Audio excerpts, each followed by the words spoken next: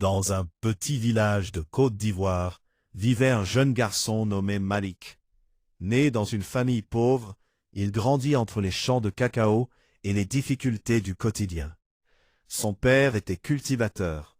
Sa mère vendait des légumes au marché. Chaque matin, avant même le lever du soleil, Malik marchait plusieurs kilomètres pour aller à l'école. Mais la vie semblait toujours vouloir le mettre à l'épreuve. À l'âge de 12 ans, son père tomba gravement malade. La famille n'avait presque plus rien à manger. Malik dut arrêter l'école pour travailler dans les plantations, afin d'aider sa mère et ses petits frères. Le soir, quand tout le village dormait, il regardait les lumières au loin et se disait « Un jour, ma vie changera ». Les années passèrent. La fatigue, les humiliations et les échecs commencèrent à briser son courage. Beaucoup se moquaient de lui. « Toi, réussir, c'est impossible ».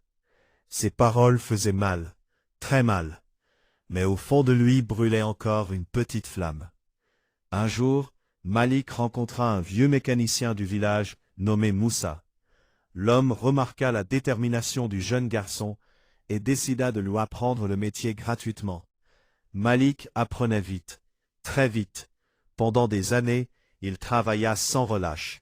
Il réparait des motos sous le soleil brûlant, les mains couvertes de graisse, mais avec un rêve immense dans le cœur. Puis arriva le jour où il ouvrit enfin son propre garage. Petit au début, puis grand. Les gens venaient de partout pour faire réparer leurs motos et leurs voitures. Malik devint peu à peu un homme respecté. Mais ce qui le rendait vraiment heureux, ce n'était pas l'argent. C'était de voir sa mère sourire. Quelques années plus tard, il reconstruisit la vieille maison familiale et paya les études de ses petits frères. Le soir de l'inauguration, sa mère le regarda avec les larmes aux yeux et lui dit « La vie t'a frappé, mais tu as refusé de tomber. » Malik sourit doucement, parce qu'il avait compris une chose.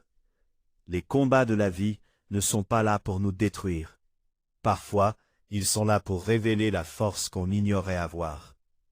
Et depuis ce jour, dans le village, on raconte encore l'histoire de ce garçon pauvre devenu un homme fort. Non pas parce qu'il n'a jamais souffert, mais parce qu'il n'a jamais abandonné.